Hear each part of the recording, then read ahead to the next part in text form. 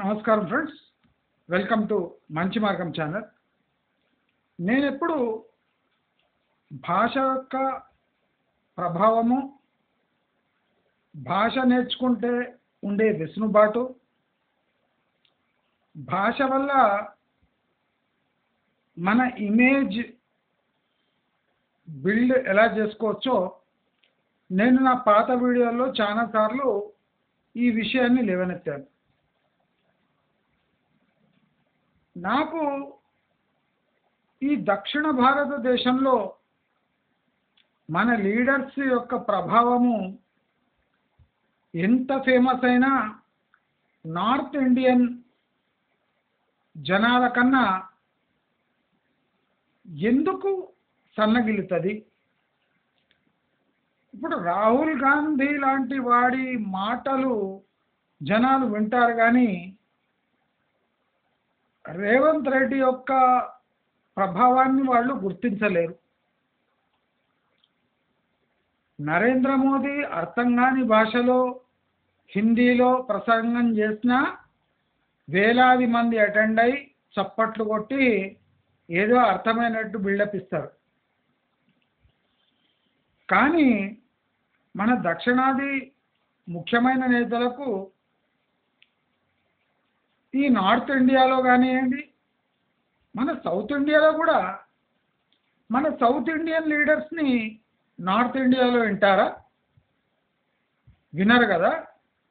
ర్యాలీలలో మన south Indian leaders మాట్లాడుతుంటే చప్పట్లు కొడతారా? కొట్టరు కదా. మరి మనము నార్త్ ఇండియన్ లీడర్స్ వచ్చినప్పుడు వాడు అర్థం కాని భాషలో మాట్లాడినా మనం చప్పట్లు ఎందుకు కొట్టాలి? మనము తెలుగులో వాడు మాట్లాడినప్పుడే చప్పట్లు కొట్టాలి. అర్థం కాని హిందీలో మాట్లాడితే చప్పట్లు ఎందుకు కొట్టాలి? అంటే మనము వాళ్ళ భాష నేర్చుకొని వాళ్ళనే ప్రభావితం చేసే స్థాయికి మనం ఎదగాలి. నా కోరిక అంటే సౌత్ ఇండియా వాళ్ళు కూడా హిందీ నేర్చుకొని హిందీ వాళ్ళు మాట్లాడే కన్నా చాకచక్యంగా మనం మాట్లాడి వాళ్ళ కేసు క్లోజ్ చేయాలి. నేను గత 8-10 రోజులుగా ఈ ఆప్కి అదాలత్ ఇండియా టీవీలో ఆప్కి అదాలత్ అనే ఒక కార్యక్రమం వస్తుంది. అయితే ఈ కార్యక్రమంలో నాకు ఒక జిగుత్సాకరమైన ఆశ్చర్యకరమైన ఒక విషయం కనిపించింది. ఒక సుమారు 8-10 రోజుల క్రితము బీజేపీ హైదరాబాద్ క్యాండిడేట్ అయిన మాధవి లత, ఈమె గత 6 నెలలుగా తడుక్కుమంటుంది తప్ప రాజకీయ వర్గాల్లో కానివ్వండి, ప్రజాసేవ చేసే వర్గాల్లో, అంటే ఈ సేవా సంస్థల్లో కానివ్వండి, లేదా కళారంగం, లేదా తెలంగాణ ఉద్యమంలో కానివ్వండి, ఎక్కడ మచ్చుకు కూడా ఈమె పాత్ర లేదు. ఈ మాధవిలత ఈ హైదరాబాద్ సీటు ఎలా చేజిక్కించుకుందో ఆ నరేంద్ర మోదీకి ఆమెకే తెలుసు. ఈ బీజేపీలో ఉన్న స్టేట్ లీడర్స్ కూడా ఆమె క్యాండిడేచర్ అనౌన్స్ అయ్యే వరకు వీళ్ళకు సోయలేదు. అయితే ఆశ్చర్యం ఏమంటే అవుట్ ఆఫ్ ది టర్న్ ఈ మాధవిలతను ఈ ఇండియా టీవీ వాళ్ళు ఆప్కి అదాలత్లో పిలిచారు. అసలు ఈ మాధవిలత తెలంగాణ కాదు, హైదరాబాద్లోనే ఎవరికి తెలియదు. బీజేపీ క్యాడర్కే అవగాహన లేదు. ఈమె క్యాండిడేచర్ అనౌన్స్ చేసినాక చాలా మంది ఈమెకు సపోర్ట్ చేయడానికి నిరాకరించారు. అంటే ఈమె ఓటమి తథ్యం. ఈమె ఎవరితో ఢీకొంటుంది? అసదుద్దీన్ ఓవైసీతో ఢీకొంటుంది. అయితే ఈ అసదుద్దీన్ ఓవైసీ కొన్ని దశాబ్దాలుగా హైదరాబాద్ ఎంపీగా కొనసాగుతుంటుంది. వాళ్ళ నాన్న కూడా సుల్తాన్ సలావుద్దీన్ ఓవైసీ ఈ హైదరాబాద్ ఎంపీగా కొనసాగారు. అయితే మనము 11 లక్షల పైచిలుకు ఉన్న హైదరాబాద్ సిటీ జనాభాను లెక్కేసుకుంటే మెజారిటీ ముస్లిమ్స్ ఉన్నారు. ఆ ముస్లిమ్స్ ఓటేస్తే కానీ మాధవిలత గెలవదు. కాదు, ఆమెకు డిపాజిట్లు రావు. నా ప్రకారం మాధవిలత 2 నుంచి 3 లక్షల ఓట్ల మధ్యలో నిలుస్తుంది. ఆమెకు ఓటమి తప్పదు అని తెలిసి కూడా నేషనల్ మీడియాలో కానీ స్టేట్ మీడియాలో కానీ ఈ వేషాలు వేసే మాధవిలతను అందనం ఎక్కిస్తున్నారు. ఆమె 100% ఓడిపోతుంది, చిత్తుగా ఓడిపోతుంది. ఎందుకో చెప్తా. ఫస్ట్, ఆమె ఎవరో ఎవరికీ తెలియదు. ఆమె ఎవరికి ప్రత్యేకమైన సేవలు అందించలేదు. ఆమెకు రాజకీయంగా ఉనికి లేదు. ఆమె తన కోతి కొమ్మచ్చి అంటే వేషధారణలతో ఒక హిందూ పవిత్ర స్త్రీగా చలామణి అవుదామని ఆ వేషధారణ చాలా అవుట్డేటెడ్. అంటే మహారాష్ట్ర ఇంటర్నల్ ఏరియాస్లో కూడా అటువంటి వేషధారణ ఉండదు. నీవు ఒక పతివ్రతవని, నీవు ఒక హిందూ ధర్మాన్ని రిప్రజెంట్ చేసే ఒక స్త్రీ అని చూపించాలి అంటే ఒక్కొక్క చేతికి 2 డజన్ల గాజులు, అవసరం లేని దానికన్నా ఎక్కువ ఉన్న బొట్లు, ఆ బొట్టు మీద ఒక పాపటి మీద ఒక లైను, కొంగు అనవసరంగా చుట్టుకొని ఒక పవిత్ర స్త్రీ అనే ఒక భావన కలిగిస్తుంది. కానీ మనం అబ్జర్వ్ చేయవలసింది ఏమంటే, ఇక్కడ పవిత్ర స్త్రీలు కూడా కాటన్ వేసుకొని అడ్జస్ట్ అయిపోతుంది. కాటన్ శారీ కట్టుకొని. అంటే నీవు కాటన్ చీర కట్టుకొని మామూలుగా కొంగు అంత చుట్టుకోకపోయినా నీకు ఓట్లు వేసే ఆస్కారం ఉంది. ఇప్పుడు స్మృతి ఇరానీ కానివ్వండి, నిర్మలా సీతారామన్ కానివ్వండి, ఇతరత్ర ఏ స్త్రీ కానివ్వండి చాలా డీసెంట్గానే కనిపిస్తుంది. కానీ ఈ మాధవిలత అసహ్యంగా కనిపిస్తుంది.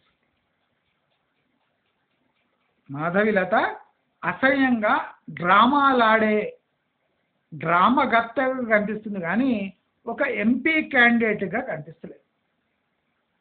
ఆమె తాను కాదు అనే విధంగా ఆ డ్రెస్సింగ్ ఉంది.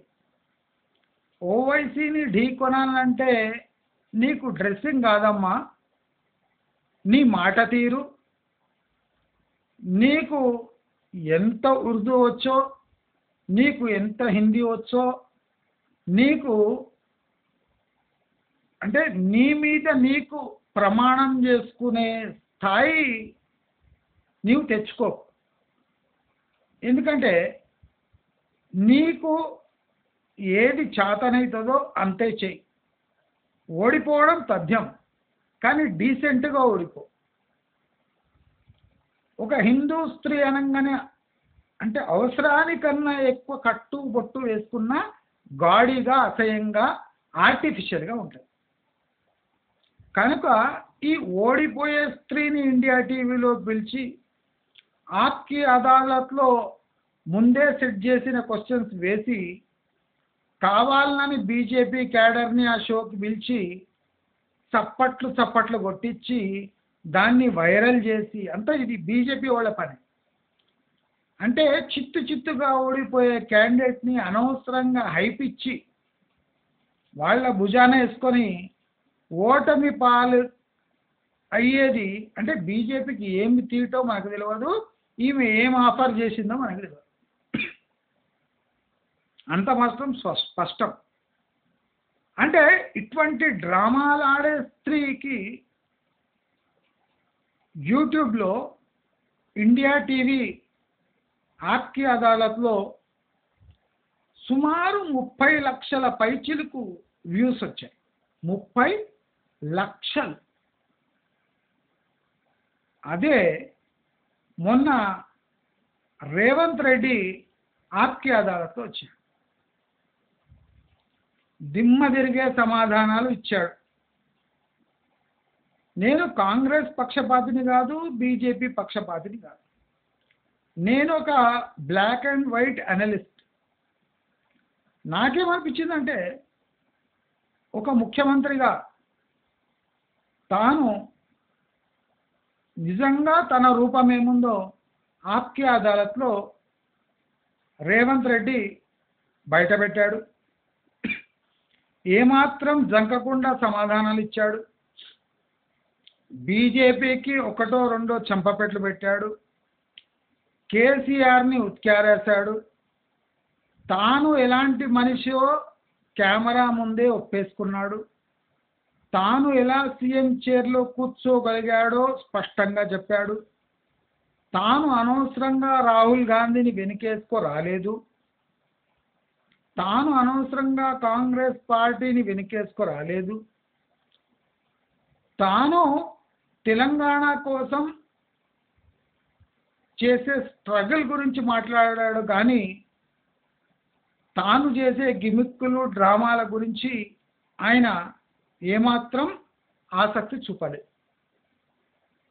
అంటే నేను తెలంగాణ వాసులని ముఖం మీద అడుగుతున్నా, మీకు భాష వచ్చినా రాకపోయినా ఒక తెలంగాణ వాసి, ఆయన రాజకీయ నాయకుడే కావచ్చు రేవంత్ రెడ్డి, ఆయన 2వ తరగతి పనులు కూడా చేసిండొచ్చు, ఆయన కుటీల రాజనీతి నడపడం సత్యమే అయిండొచ్చు. అయినా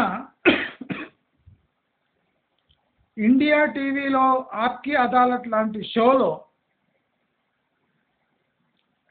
ఆయనకు తగిన మద్దతు లేకపోవడం, చప్పట్లు మోగ లేకపోవటం, ఆయనను సమర్థిస్తూ జనాలు లేకపోవటం ఆసక్తికరం, అసహ్యం. 2. మరి ఏ ముఖం మూతి ముడ్డి తెలియని ఈ మాధవిలతకు అంత పాపులారిటీ కావాలని జనరేట్ చేసి బీజేపీ వాళ్ళు గాలి నింపుతుంటే తెలంగాణ వాసులమై ఆయన షోకి ప్రాపర్ అంటే వ్యూస్ తేలేమా? మాధవిలతకు 32 లక్షల వ్యూస్ వచ్చినాయి ఆప్కి అదాలత్లో షో. అసలు దానికి ఏం తెలియదు,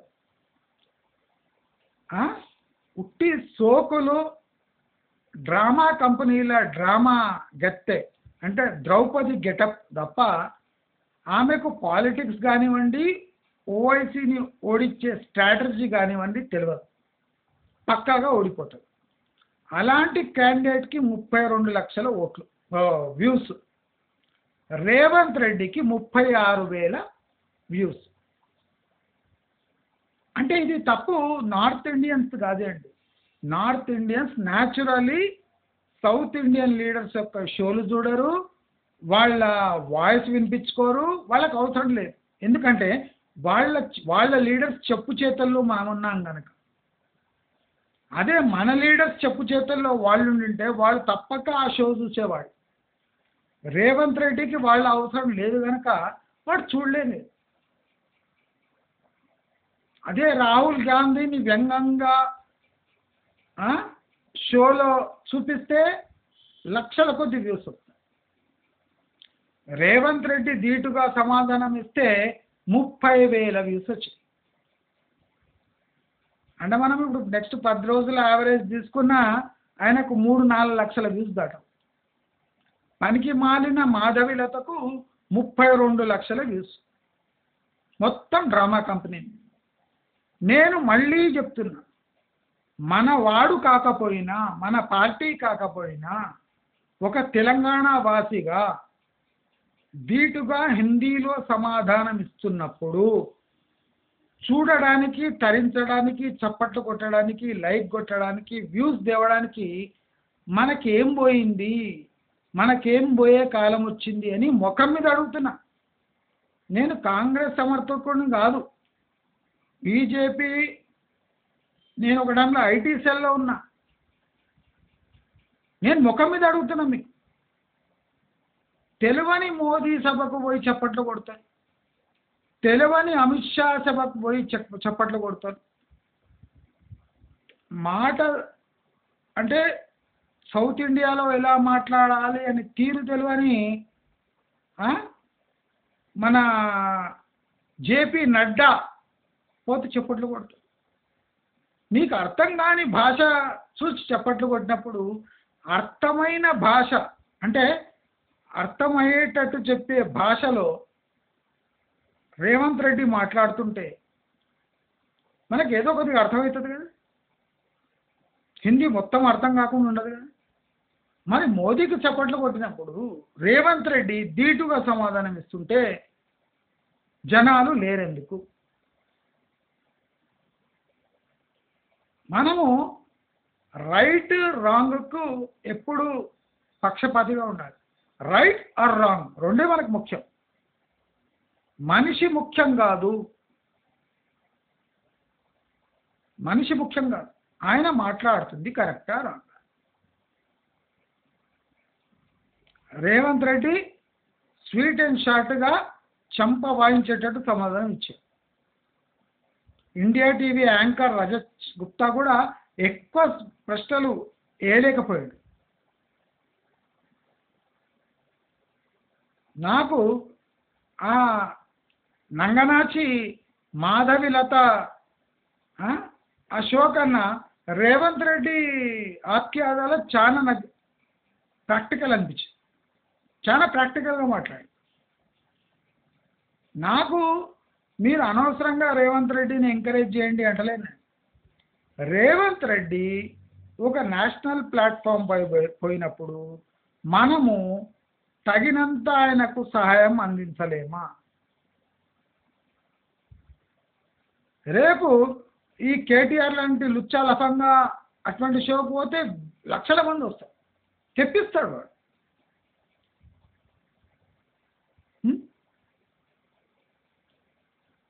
కిషన్ రెడ్డి నానా బూతులు తిట్టించుకున్నాడు కేసీఆర్ దగ్గర, రండా ముండా అని తిట్టించుకొని మళ్ళీ వాడిని బూట్లు నాకుతున్నాడు.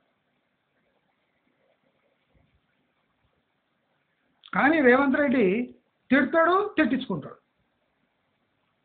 ప్రాక్టికల్గా స్ట్రైట్ ఫార్వర్డ్ ఉంటాడు. అందుకోసం ముఖ్యమంత్రి అయిపోయాడు. కానీ సీనియర్ లీడర్ అనుకొని చెప్పుకునే కిషన్ రెడ్డి బూట్లు నాకుతూ ఉండిపోయాడు. దయచేసి ఎలక్షన్ దగ్గరకు వస్తుంది, మీరు అయినంత న్యాయంగా మాట్లాడే వాళ్ళ చెంతను చేరండి.